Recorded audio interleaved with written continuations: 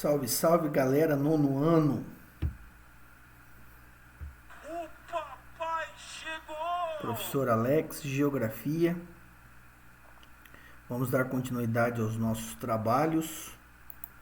Hoje gravando a aula 12, já no nosso volume 3, unidade 7, Espaço Rural e Urbano na Ásia, Europa e Oceania.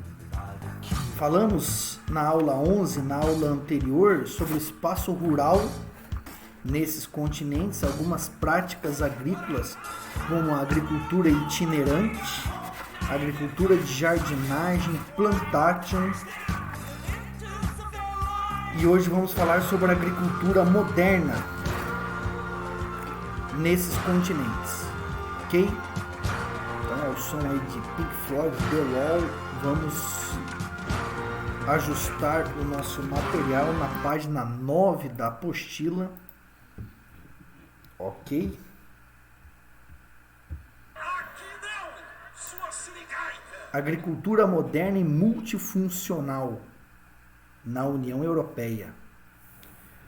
No continente europeu, a agricultura, que emprega alta tecnologia no plantio, é praticada principalmente em pequenas e médias propriedades, muitas vezes administradas por mão de obra familiar. Diante da preocupação com o aumento da demanda por produtos agrícolas e, ao mesmo tempo, com a redução das áreas de terras agricultáveis devido à urbanização, algumas orientações indicam a tendência da atividade agrícola e pecuária nos Estados membros da União Europeia. Primeiro, incentivo à implantação da agricultura de precisão. Segundo, intensificação nas informações e monitoramento da qualidade dos produtos alimentícios. Terceiro, restrições aos organismos geneticamente modificados, os transgênicos. Quarto, uso de tecnologias sustentáveis, no propósito de produzir mais usando menos recursos naturais. Fertilizantes e defensivos agrícolas, antibióticos e energia. E por último, foco no investimento em fazendas multifuncionais. A agricultura multifuncional é aquela que se estende às atividades para além do ramo principal, como o estabelecimento de comércio de produtos artesanais, de instalações para o turismo rural, ou de centros de educação para atividades do campo, pesquisas de estratégias ecológicas para atividades rurais. Em ecovilas europeias, a agricultura multifuncional é amplamente utilizada e se baseia em práticas sustentáveis. A diversificação das atividades rurais possibilita o incremento da renda dos proprietários e a ampliação de geração de emprego nesse setor, que passa por uma redução na oferta de vagas de trabalho. Aqui nós temos uma imagem de uma ecovila no norte da Alemanha, ou seja, o espaço rural sendo utilizado para diversas atividades econômicas, além das tradicionais, que é a agricultura, pecuária ou extrativismo. Foram citadas aí algumas modalidades ao longo do texto, como o turismo ecológico, por exemplo, que pode ser também praticado, vem sendo também praticado nessas modalidades agrícolas na União Europeia. São destaques da produção agropecuária da maioria dos países da União Europeia os setores de laticínios, cereais, oleaginosas e também a criação de suínos e aves. Aqui uma referência sobre os transgênicos, mas a gente já sabe, né, os organismos geneticamente modificados, manipulados, que no caso da agricultura europeia enfrentam bastante barreiras, né? O governo europeu da União Europeia impõe várias barreiras, vários obstáculos para a produção e comercialização desses produtos no mercado europeu. Agricultura moderna irrigada e em cooperativas em Israel, Ásia. Em razão da aridez do clima e da escassez da água doce, a transformação de solos improdutivos em férteis áreas de cultivo em Israel é considerado um dos grandes êxitos da agricultura moderna. Desde a década de 60, o governo israelense desenvolve técnicas novas para a captação, dessalinização e transporte da água. O Aqueduto Nacional, considerado o maior projeto de irrigação em Israel, transporta as águas do Mar da Galileia, no norte do país, aos desertos de Negev e Arava, no sul, que se tornaram uma das regiões de maior produção de frutas cítricas, como a laranja, no mundo. A obtenção da água para irrigação e o consumo por meio de aquíferos, água da chuva, que ocorre apenas entre novembro e março, no inverno, tratamento do esgoto e dessalinização da água do mar Mediterrâneo, chega às estações de águas regionais por meio de uma intrigada rede de aquedutos, no caso, que transportam essa água e tornam possível essa paisagem aqui, ó. Cultivo em pleno deserto. Tecnologia. Aí um texto, Conexões, que vai falar para vocês sobre os sistemas de cooperativa em Israel, nos kibbutz, nos moshavim, que explicam em detalhes esse sistema de cultivo em forma de cooperativas em Israel.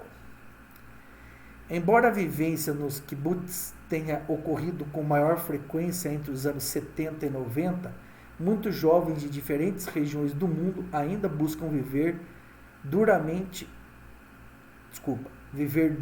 um tempo nessas comunidades.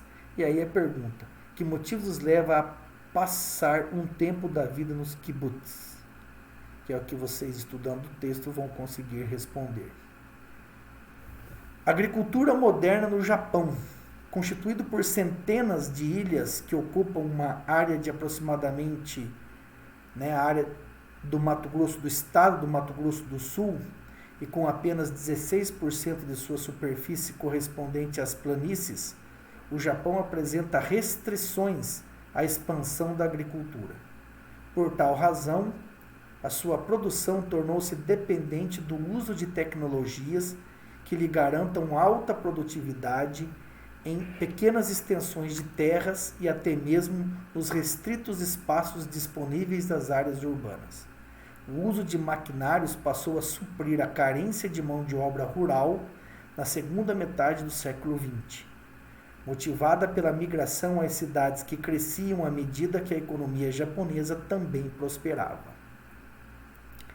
Atualmente, porém, como também ocorre na Europa, o Japão se ressente de falta de mão de obra no setor agrícola, uma vez que a maior parte de sua força de trabalho tem idade superior a 45 anos. O país investe muito em biotecnologia, principalmente em estudos e desenvolvimento de plantas geneticamente modificadas, com o objetivo de aumentar sua produtividade. Ou seja, está ao contrário da Europa, então. Nas últimas décadas, a agroindústria japonesa passou a utilizar da informática para controlar e avaliar com mais precisão a qualidade de seus produtos. Outro exemplo do emprego de técnica inovadora e usada em larga escala no Japão é a hidroponia, também conhecida como agricultura vertical. Essa que a gente está vendo aqui nessa imagem aqui. Trata-se do cultivo de vegetais sem o uso de solo, como fonte de nutrientes para a planta. Em vez do solo, emprega-se um preparado nutritivo líquido que atende às necessidades dos vegetais. Economizando espaço, as plantas ficam suspensas em estruturas de modo que as raízes ficam em contato com a solução. Essa solução líquida e rica em nutrientes. Além da área de plantio, a técnica de hidroponia, em geral, reduz o consumo da água e de produtos agroquímicos. Mesmo contando com um dos mais produtivos e avançados sistemas agrícolas do mundo, o Japão é um grande importador, comprador de alimentos de outros bens produzidos na agropecuária, silvicultura e no extrativismo vegetal. No entanto, a produção de arroz e de diversos legumes, que constitui a base alimentar japonesa, é autossuficiente. A modernidade e a alta tecnologia não anulam as tradições de uma nação milenar como a japonesa. Assim, também na rizicultura, cultivo de arroz, as técnicas do passado e alternativas do presente se misturam, se mesclam. Agricultura moderna na Índia, a Revolução Verde. Nas 3 décadas que se seguiam à Segunda Guerra Mundial, a elevação no índice de crescimento populacional em várias regiões do mundo serviu de alerta para a busca de alternativas para atender esse novo quadro demográfico que se configurava. Uma das respostas para isso foi a Revolução Verde, que chegou à populosa Índia em meados da década de 60. Aqui a gente tem uma explicação do que seria essa Revolução Verde, que seria o uso de tecnologia, de ciência, de implementos agrícolas, de insumos agrícolas, o desenvolvimento de alimentos geneticamente modificados, fertilizantes, agrotóxicos, pesticidas, herbicidas, sementes modificadas, como eu disse. Todo esse aparato tecnológico e científico na agricultura, na pecuária, é denominado de Revolução Verde. Baseando-se nas pesquisas em sementes, na fertilização do solo e no uso de máquinas e defensivos agrícolas, o programa iniciado por volta de 40 na América do Norte e na Europa visava aumentar em pouco tempo a produção agrícola. Para que isso ocorresse, algumas das principais estratégias foram o desenvolvimento de equipamentos mecânicos para o plantio e colheita e o desenvolvimento de sementes adaptadas a específicas condições de clima e solo e de maior resistência às pragas e doenças. Além disso, a aplicação de agrotóxicos fertilizantes possibilitaria a melhora na qualidade do solo e na garantia do crescimento das plantas. Houve realmente um grande crescimento na produção de alimentos na Índia e em regiões em que a Revolução Verde foi implementada. O programa também é cercado de polêmica, uma vez que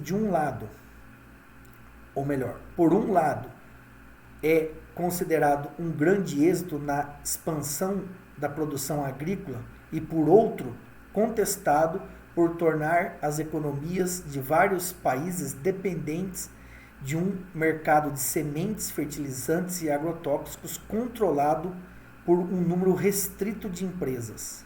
Além disso, mais do que a agricultura familiar e de subsistência, a agricultura comercial foi a mais favorecida pela Revolução Verde. Assim, a ampliação da exportação de alimentos produzidos em países como México, Brasil e Índia se destinava principalmente aos mercados dos países mais desenvolvidos, os países do norte. Atualmente, de acordo com a FAO, Organização das Nações Unidas para a Agricultura e Alimentação, o número de pessoas afetadas pela fome ainda é muito elevado. Aumento no preço dos alimentos, crises econômicas e políticas, graves conflitos e mudanças climáticas são apontados como os principais responsáveis pelo problema que afeta cerca de uma em cada nove pessoas no mundo. A aspersão de agrotóxicos, o uso de maquinário agrícola, fazem parte, então, desse programa, dessa revolução na agricultura, conhecido como Revolução Verde. Como o texto bem explicou, o berço dessa revolução foi os Estados Unidos, a Europa, na década de 40, e esse modelo agrícola vai chegar nos anos 60 a países como Índia, Brasil, por exemplo. Como o texto fez referência a países do norte mais desenvolvidos e do sul menos desenvolvidos, aqui a apostila fez questão de apresentar o mapa, né, que apresenta essa linha divisória aí, né, esse limite, né, essa fronteira socioeconômica, tecnológica, comercial entre os países do sul e os países do norte. Mas percebam claramente que essa linha divisória não é, eu repito, não é a linha do Equador. A gente não está falando aqui de hemisfério sul e hemisfério norte geográfico. Está falando de países do bloco norte, países do bloco sul, que são assim classificados. Os países do norte, em sua maioria, são países ricos, e os países do sul, em sua maioria, são países pobres. Mas também existem os casos específicos aí. Olhar geográfico. Confira dados referentes a 2016 apresentados pela FAO e perceba a distribuição geográfica e proporcional de subnutridos no mundo. Parcela da população subnutrida por regiões, número de subnutridos por regiões. Ásia, África, América Latina e Oceania. E os gráficos representam aí, de acordo com a cor, né, esses números que ainda são preocupantes em todo o mundo, né? Por mais que tenha ocorrido uma queda, né, relativa em alguns países do mundo da subnutrição e da fome, infelizmente ainda é muito paradoxal, né? O que seria um paradoxo, né? A fome no mundo não é causada pela falta de alimentos, pela falta de produção de alimentos, mas por outros fatores como o acesso ao alimento, na verdade. E para a gente finalizar por hoje, as modernas ovinoculturas australianas e neozelandesa. Ovinocultura é a criação de ovelhas, caro nono ano. Austrália e Nova Zelândia são grandes criadores e exportadores de ovelhas, de sua carne, lã e laticínios. O rebanho ovino australiano só é inferior ao da China e se desenvolve de forma extensiva. O gado é criado solto, como a gente está vendo aí na imagem, mesmo em regiões semiáridas em que a quantidade de chuvas anual é baixa, inferior a 500 milímetros anos em algumas áreas. A quantidade e a qualidade na produção de laticínios e carne de ovelhas da Nova Zelândia também se destacam no cenário econômico mundial. Além da intensa pesquisa genética e de sua aplicação na ovinocultura, o modelo de cooperativas de produtores e, sobretudo, a quantidade do manejo de pastagens em que solos e pasto recebem tratamento à base de nutrientes constitui o segredo do êxito, do sucesso desses países nesse ramo da pecuária. Contudo, a preocupação com a perda de solos ou de sua fertilidade em razão da erosão e do uso intenso de certas pastagens, como tratado no capítulo 6, tem conduzido pesquisas em instituições da Austrália visando a métodos sustentáveis para gerenciar a pecuária e a agricultura do país. Criação extensiva de ovelhas em uma fazenda na Nova Zelândia. Mudanças na agricultura chinesa e migração para as cidades.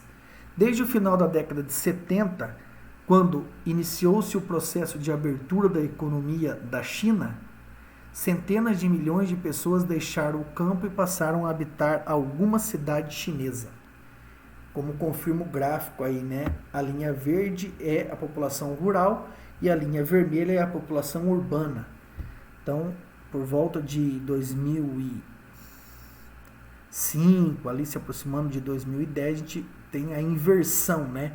Hoje, a maioria da população chinesa é urbana, em torno de 70, uma projeção, né, para 2030. 2020 é de 61,4% de população urbana por 38,6% de população rural, ou seja, a maioria da população chinesa é urbana.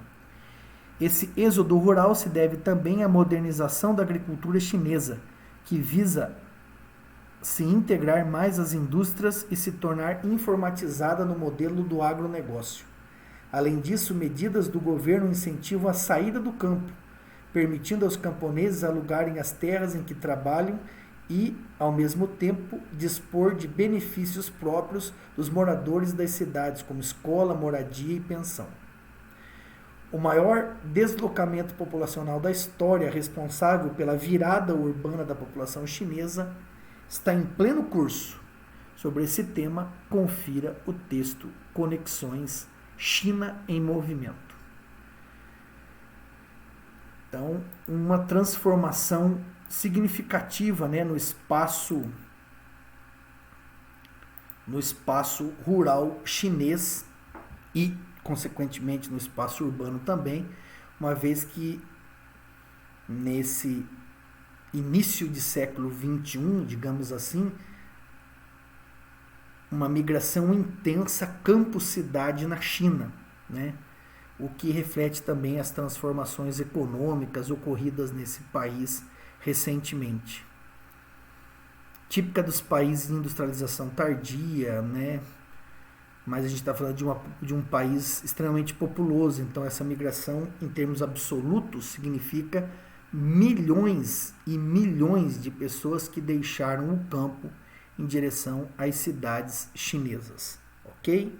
Início, né, ainda de trabalho do volume 3, onde a gente está procurando entendimento e conhecimento sobre o espaço rural e também urbano do continente europeu, asiático e da Oceania.